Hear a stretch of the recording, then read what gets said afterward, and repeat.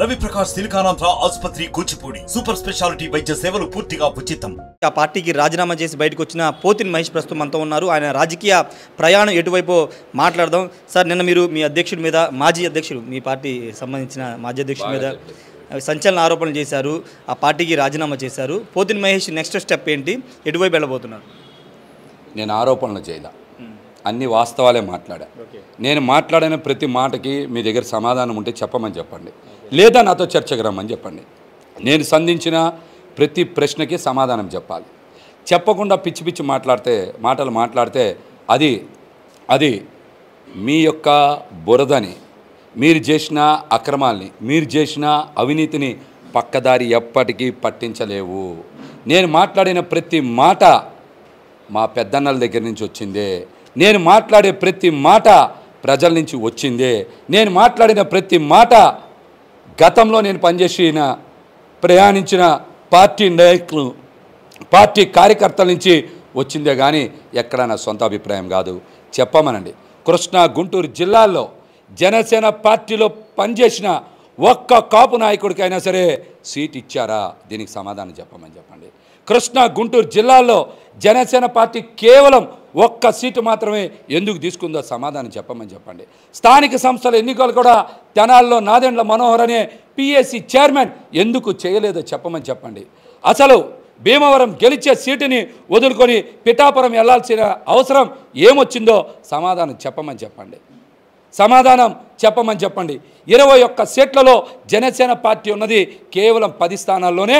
మిగతా 11 స్థానాలు TDP YCP నుంచి వచ్చిన వాళ్ళే. ఈ 10 స్థానాల కోసం, ఒక్క పార్లమెంటు కోసం కూటమితో పొత్తు పెట్టుకోవాల్సిన అవసరం ఉందా లేదో పవన్ కళ్యాణ్ గారిని సమాధానం చెప్పమని చెప్పండి.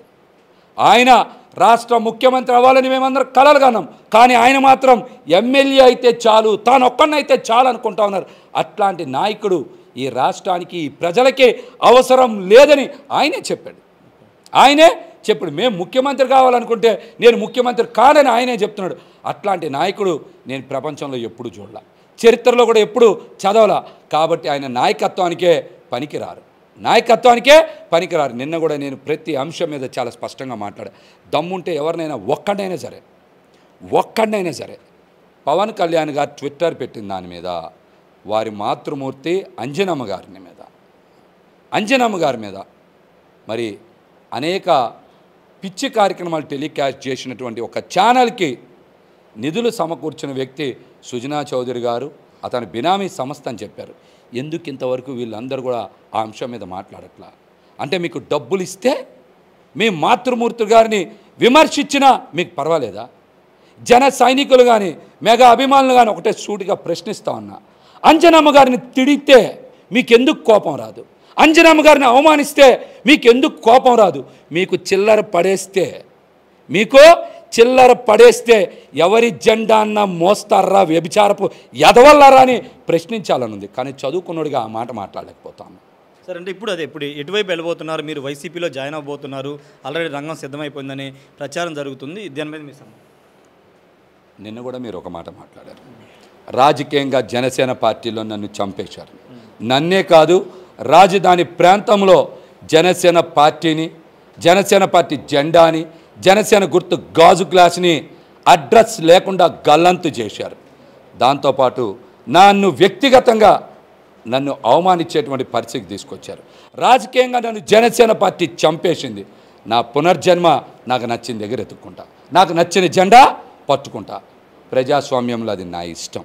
నేను రాజకీయంగా చంపేసినటువంటి పార్టీ నుంచి బయటకు వచ్చిన తర్వాత పునర్జన్మలో సంక్షేమ పథకాలు అందించేటువంటి వ్యక్తితో, రాష్ట్ర అభివృద్ధి గురించి అనేక కార్యక్రమాలు చేసినటువంటి వ్యక్తితో, మాట ఇస్తే మాట మీద నిలబడేటువంటి వ్యక్తితో, మడమ తిప్పనటువంటి వ్యక్తులతో ప్రయాణం చేయాలని మరి మా నాయకులు, కార్యకర్తలు, సన్నిహితులు అందరూ చెప్తా ఉన్నారు. ఆ దిశగానే మా ప్రయాణం సాగాలని మనస్ఫూర్తిగా కోరుకుంటాం. అంటే మాట తప్పని, మడమ తప్పని మాటలు చెప్పేది ముఖ్యమంత్రి జగన్మోహన్ రెడ్డి. సంక్షేమ పథకాలు ఇప్పుడు అందించే ఏకైక ముఖ్యమంత్రి జగన్మోహన్ రెడ్డి. అంటే ముఖ్యమంత్రి వైసీపీలో జాయిన్ అవ్వబోతున్నారు, డైరెక్ట్ చెప్పారు. చూస్తాను, అందరూ తొందరలో చూస్తారు. అన్ని ప్రశ్నలకి కొద్ది రోజుల్లోనే సమాధానం దొరుకుతుంది. మా వాళ్ళందరూ కూడా చెప్పిన మాటని మీకు చెప్పా, మీకు ఎలా అర్థమైతే అలా అర్థం చేసుకోండి. అంటే ఏమైనా ఆఫర్ ఇచ్చారా సార్? ఎమ్మెల్యే అభ్యర్థికి సంబంధించి కానీ, భవిష్యత్తులో గెలిచిన తర్వాత మంత్రి పదవి లాంటి ఏమైనా ఆఫర్ చేశారా? నేను మీకు చెప్పా, ఉగాది రోజు నేను మీతో మాట్లాడుతున్నాను. ఎక్కడా కూడా కొద్దిగా టైం పడుతుందని మీతో చెప్పా. నేను ఎటువంటి అంశాల మీద కూడా ఎవరితో మాట్లాడాల. నేను పనిచేసిన చోట నేను ఎంతో నిబద్ధతతో పనిచేసి కేసులు పెట్టించుకొని ఆస్తులు అమ్ముకొని ఎంతో నిబద్ధతతో క్రమశిక్షణతో విధేయతతో పనిచేసిన దగ్గరే మాకు విలువ లేదు కదా.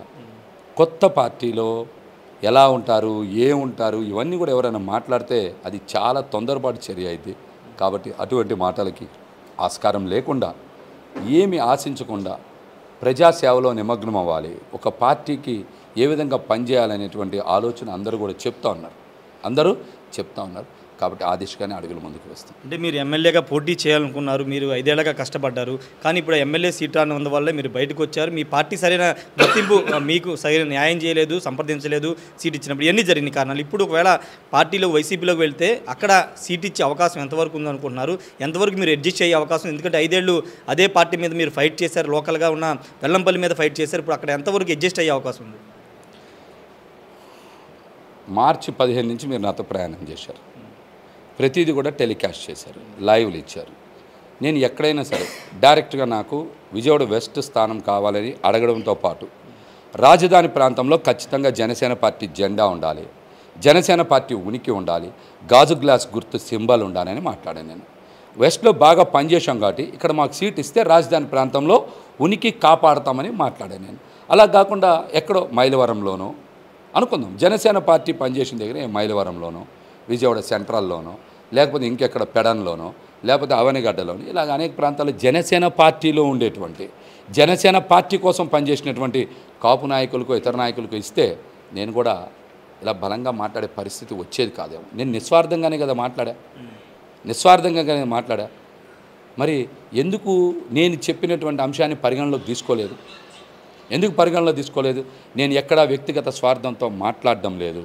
25 కేజీల బియ్యం కాదు 25 సంవత్సరాల భవిష్యత్తు ఇస్తానన్నటువంటి వ్యక్తి 21 సీట్లలో కేవలం 10 సీట్ల లోపే జనసేన పార్టీకి కేటాయించి 11 సీట్లు మెజార్టీ తెలుగుదేశం పార్టీకి కేటాయిస్తే దీన్ని మ్యాచ్ ఫిక్సింగ్ అంటారా, ప్యాకేజ్ అంటారా, ఆర్థిక వనరుల కోసం అంటారా, 25 సంవత్సరాల భవిష్యత్తు కోసం అంటారా అనే దాని మీద స్పష్టంగా జనసేన పార్టీ నాయకులు కానీ నాదెండ్ల మనోహర్ కానీ పవన్ కళ్యాణ్ గారు కానీ సమాధానం చెప్పాలి. నేను మాట్లాడుతున్నది పార్టీ ఉనికి కోసం మాట్లాడాను. నిన్న నేను రాజీనామా చేశా. ఇంకా నాకు ఆ పార్టీ ఉనికి ఉంటుందా ఉండదా నాకు ఈ పని లేదు. కానీ నేను నిస్వార్థంగానే మాట్లాడా. సార్, మీరు వెళ్ళాలనుకుంటున్న పార్టీ సంక్షేమ పథకాలు ఇచ్చే వ్యక్తి, మాట మీద నిలబడే వ్యక్తి మీద మీరు విమర్శలు చేశారు. అక్కడ ఎంతవరకు మీరు రిజిస్ట్ అవ్వగలరు అనేది కదా. మీరు ఒకటే గుర్తుపెట్టుకోండి,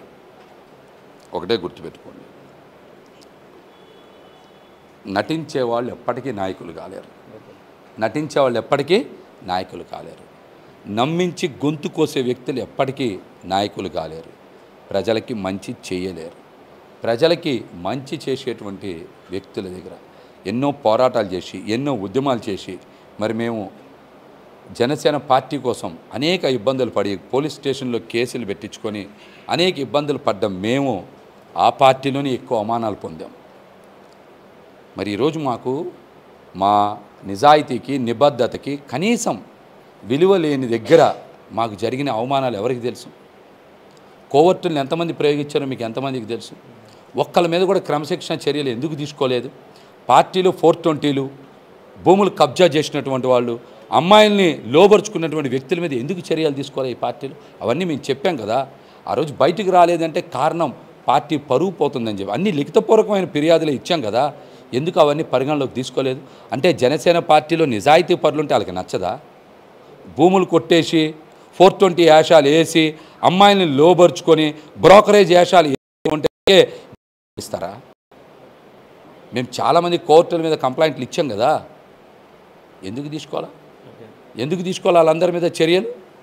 వాళ్ళందరూ వాళ్ళ నియోజకవర్గాల్లో కానీ వాళ్ళ జిల్లాలో కానీ జనసేన పార్టీని ఎందుకు బలోపేతం చేయలేకపోయారు? పనిచేసే నా దగ్గర ఇబ్బందులు గురి చేశారు కానీ వాళ్ళ స్థానాల్లో ఎందుకు పనిచేయాల? మంచి చేయడానికి ఎక్కడ జనసేన పార్టీ ముందుకు రాలా. మంచి చేసే నాలంటోని ఎలాగన్నా ఇబ్బందులు పెట్టాలి, ఎలాగన్నా అవమానాలకు గురి చేయాలని ప్రయత్నం చేశారు. ఇవన్నీ ఎందుకు పళ్ళ బిగువును భరించామంటే ఈ పార్టీ బాగుండాలని కోరుకున్నాం. కానీ మేము పొత్తులు జరిగిన తర్వాత ప్రతి ఒక్క అంశాన్ని మీరు క్లియర్గా పరిశీలించండి. యావత్ రాష్ట్రంలో ఉండేటువంటి కాపు సామాజిక వర్గం కానీ, జనసేన పార్టీ నాయకులు కానీ, వీర మహిళలు కానీ, కార్యకర్తలు కానీ 45 స్థానాలు వస్తాయని ఆశించాం. తర్వాత 36 అన్నారు, తర్వాత 32 అన్నారు. పవన్ కళ్యాణ్ గారికి లక్కీ నెంబర్ 5. 32 అన్నారు. 32 పోయి ఎక్కడికి వచ్చింది? 24 అన్నారు. 24 నుంచి 21 అన్నారు. అందులో అసలు మా స్థానాలు ఉన్నాయో 9-10. ఇటువంటి అంశాల మీద మాట్లాడడం తప్పేంటి? మరిన్ని వీడియోస్ కోసం ఛానల్ ని సబ్స్క్రైబ్ చేయండి. లేటెస్ట్ అప్డేట్స్ కోసం వాట్సాప్ ఛానల్ ని ఫాలో చేయండి. అండ్ లింక్ డిస్క్రిప్షన్ లో ఉంది.